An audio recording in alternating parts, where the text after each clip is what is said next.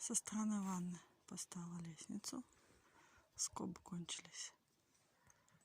Поэтому здесь, блин, качество, конечно, ужасное. Здесь только на немножко хватило. Вот. И сейчас покажу, как мы с Владом обшили. Вот здесь.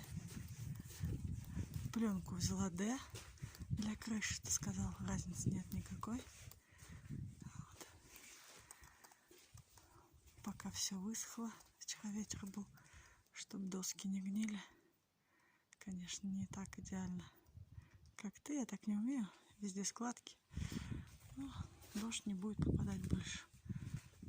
Вот как-то так. Скобы закончились.